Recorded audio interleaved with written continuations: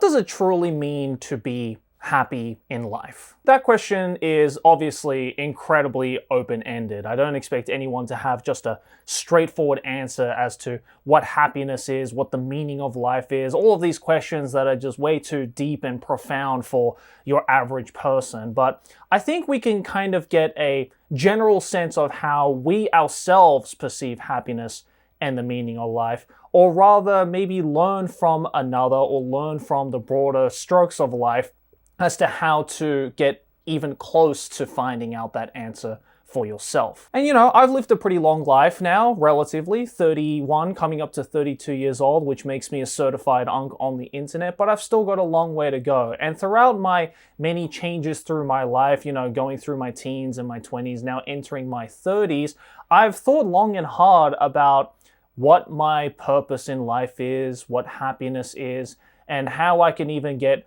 one step closer to achieving that happiness. And thankfully, in the pursuit of that, I managed to stumble upon this book right here, The Courage to be Disliked, the Japanese phenomenon that shows you how to change your life and achieve real happiness, by Ichiro Kishimi and Fumitake Koga. If you know anything about self-study, philosophy, or psychology books, you've probably seen this book before. Hell, you've probably even read this book before. I've definitely seen this book around in every single bookstore that I visited throughout my many years of perusing through bookstores to look for some new material, but I've never really had, I guess, ironically enough, the courage to pick up a book with a title such as this. Because to be honest, I've always had that weird sentiment for the longest time that self-help books aren't really a thing. They don't really exist, because self-help through reading the words of somebody else doesn't really become self-help at that point. It just becomes help. But putting aside a little bit of that smart-arsery,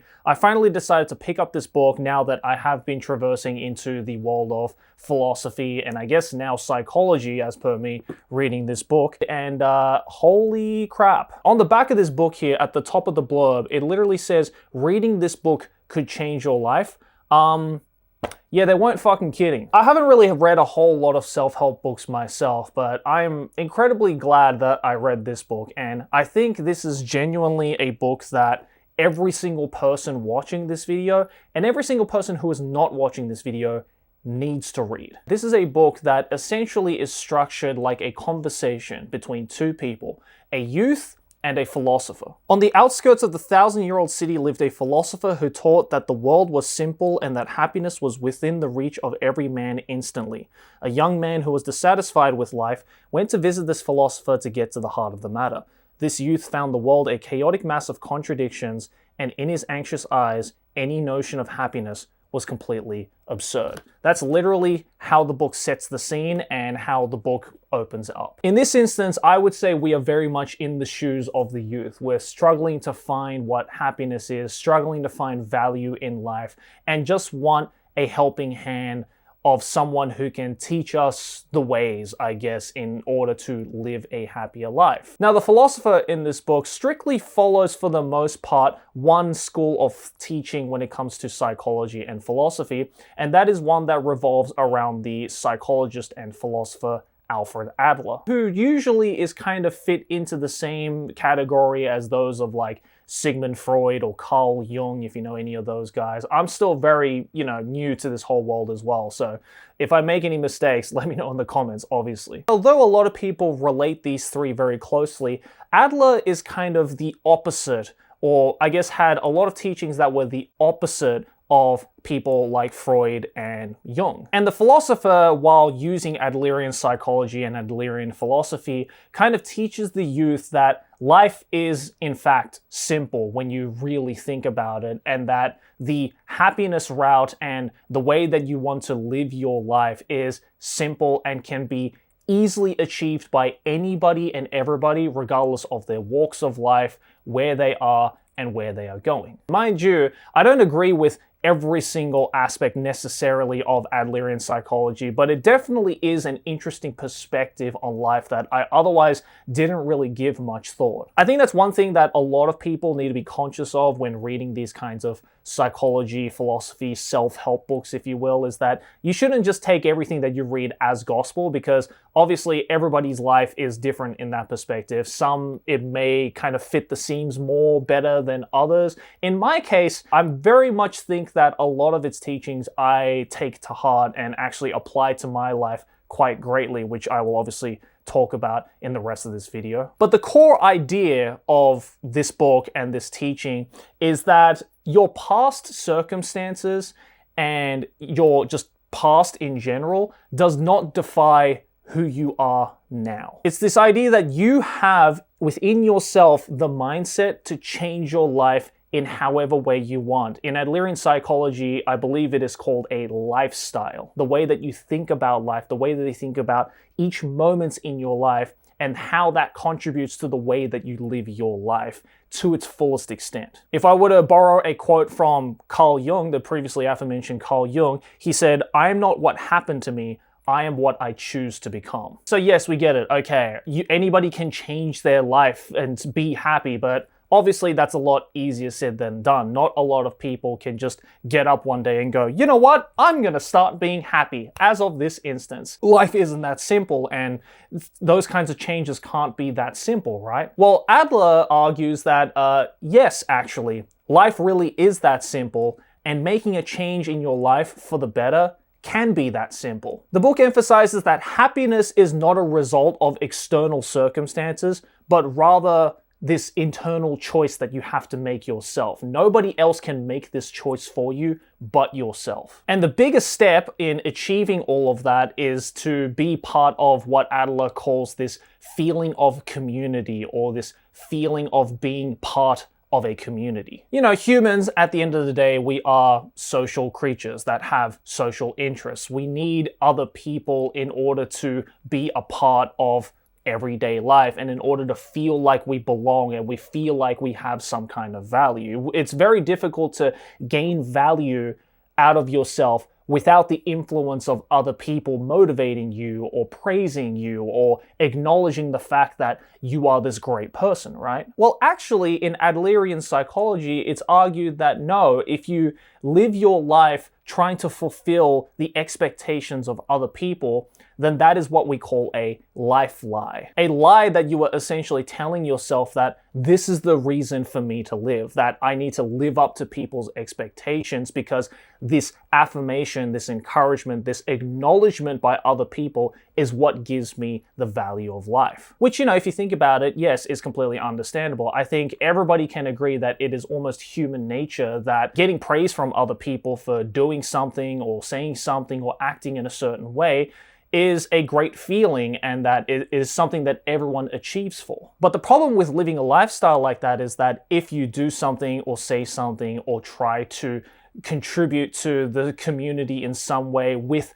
that acknowledgement reward in mind, then when that acknowledgement doesn't come, when that praise doesn't arrive, when you don't get that sense of belonging, then basically your entire value in life is for naught. Rather, it's this idea of contributing to the well-being of others rather than having these almost selfish desires of acknowledgement or praise or any reward system in return. It's about having the confidence in yourself and the confidence in others that makes the contribution to the community that much more fulfilling and valuable. And thinking to yourself, me contributing to the community gives me the value to live the life, regardless of how people react to it, is what leads to the path of happiness, or rather it leads to the moment of happiness in life. If you're lost with my explanation, don't worry. It took me several reads for me to kind of figure out what the hell was going on as well, trust me. It's really difficult to explain this kind of stuff, right? Because again, this is something that doesn't really come up in your everyday conversation. You don't really sit around with your group of friends, you know, pondering and scratching your beards and going, what is happiness? How do I live my life to the fullest? There is no one real answer. And look, I'm using Adlerian psychology and philosophy here it as one possible answer. But again, as I mentioned at the beginning of the video, you have to take all of these things with a grain of salt because not everybody's lives are going to align with this school of teaching. Although one aspect of Adlerian psychology through reading this book that I never really thought about that I did find incredibly interesting was this idea of interpersonal relationships, and that all problems in your life are based on interpersonal relationships. Basically, all of the problems that you have in your life are derived from how we relate to other people. And if we improve our interpersonal relationships, whether they be through school or work or love or family, then a lot of these issues in our life that cause distress, such as jealousy or insecurity or conflict or any of those kinds of things, will be negated, and that will naturally lead to a more fulfilled and happier life. And a lot of these problems come from this idea of tasks and separating said tasks. In life, you need to focus on the things that you have control over, essentially your tasks, and you have to let other people's tasks be a problem and something that the other person needs to deal with. If either you or the other person tries to interfere with the opposite's tasks, that's when conflicts arise in life, and that's where all of the problems in people's lives start to appear. For example, you could just be living your life, doing the things that you do, liking the people that you like, saying the things that you say, because that is something that is self-affirming to you, not self-acceptance, but self-affirmation. And there is another person who, for example, for whatever reason, doesn't like that you are like this. We can equate this to, say, me making a video talking about this book, and there might be a comment in this video saying that I suck for whatever reason. It is their task on trying to figure out their feelings on how they feel towards me. It is not my task to interfere with how someone feels about me. In other words, if I try to intervene or intrude on that person's task, let's say, for example, I reply to their hate comment trying to justify how they should feel about the way that they think about me, or try to change the way that they think about me, that is the disruption and the intervening of tasks. And that, for the most part, according to Adlerian psychology, is what creates interpersonal relationships. In the book, actually, the psychologist actually goes on to say something that is pretty extreme and profound, in my opinion, that says, if one were alone in the universe and all other people were gone, all manner of problems would disappear, talking about just how much interpersonal relationships causes all problems in people's lives. Now, I don't necessarily agree with that sentiment all the way through. I mean, for example, if I'm sick as a dog and I'm in my bed just moaning and groaning and having a shit time, that's not really an interpersonal relationship. That's just a me problem of getting sick, I guess. So obviously I'm not going to take all of that to full face value, but I do also understand and acknowledge that, yes, a lot of problems in people's lives do strive or come from interpersonal relationships. And I can kind of think about it in my own life that, yeah, I think a lot of the problems that I have gone through personally have been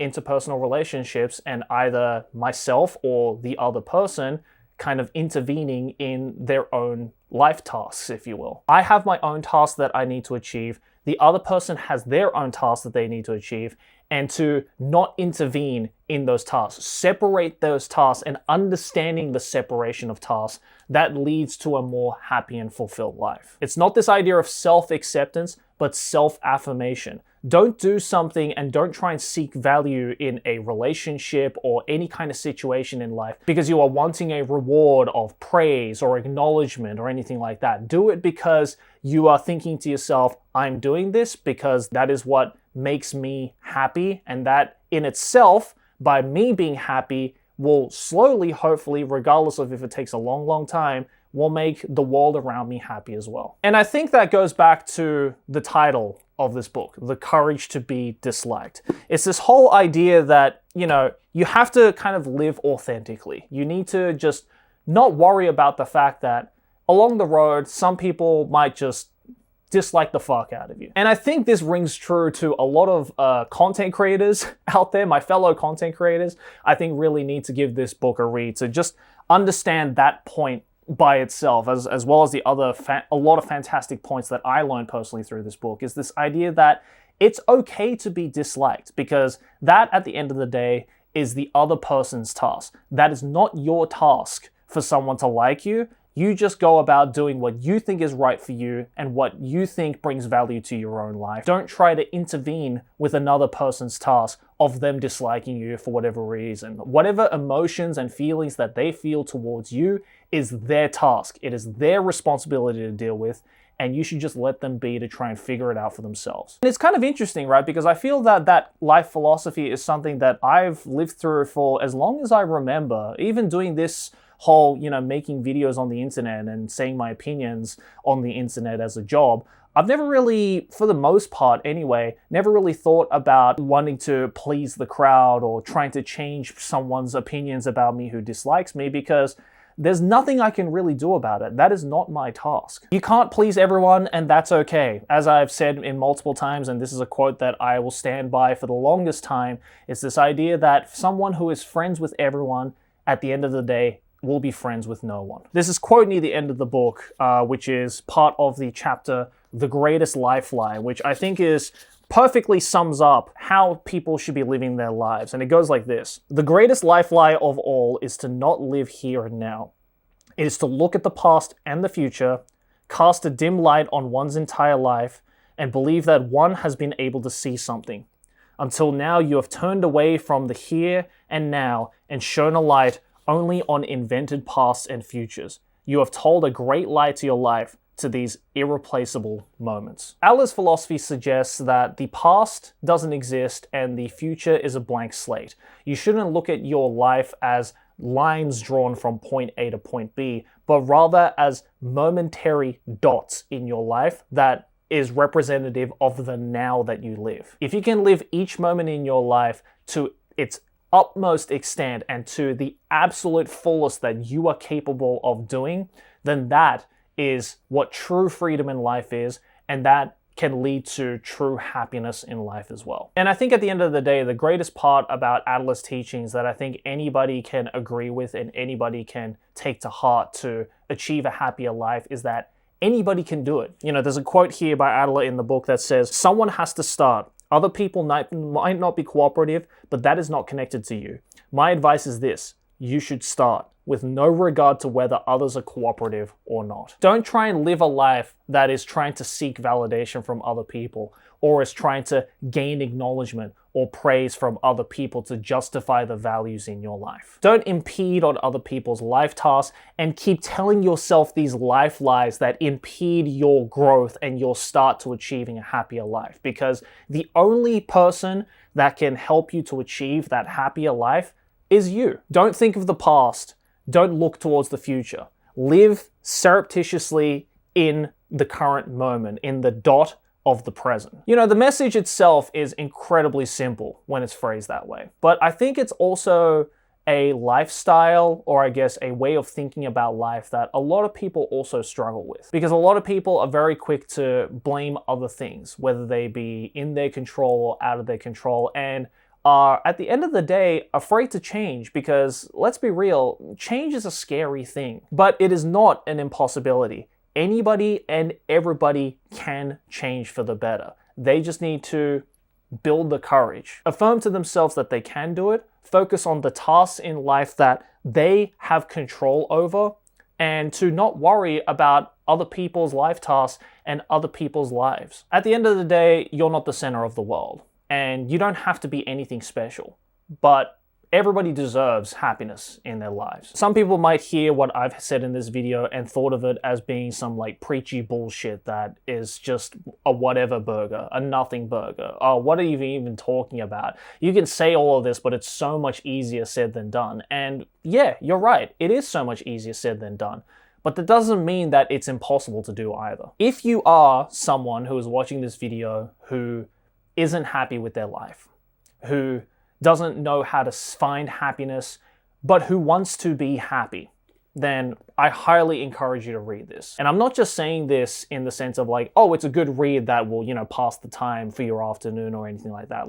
When the back of this blurb here says that reading this book could change your life, I believe it, because in some ways, yes, this book changed my life. as well. To me, it didn't necessarily teach me a lot of like new things. Of course, I learned a lot about Alfred Adler and a lot of his philosophy and psychology, and I'm incredibly interested to go further into that, as well as, you know, psychologists like Freud and Jung, for example. But I think it affirmed to me that the way that I view my life and the way that I view happiness and value in my life has a reasoning behind it.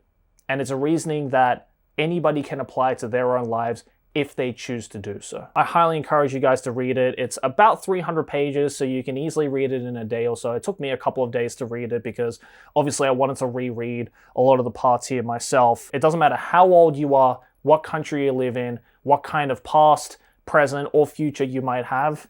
This is a book that everybody needs to read because everybody deserves to be happy and everybody can be happy. But anyways, that's about it for this book. Let me know your thoughts and opinions about it down in the comments below. And also, if you guys know any like good books on like Adler or Freud or Jung or any of those guys, I'm definitely interested in checking those out. I think the next one I want to read is The Interpretation of Dreams by Sigmund Freud. I've heard that one is a pretty good read, so I might give that a go if I find it in a bookstore. Thanks for watching. If you enjoyed this video, make sure to smack my face right here, subscribe to the channel. Let's keep making big channel number go bigger over here next to my head. A couple more videos you can check out if you enjoyed this one. This is definitely going to be one of those books I'm going to come back to over and over again throughout my life. But anyways, thanks for watching.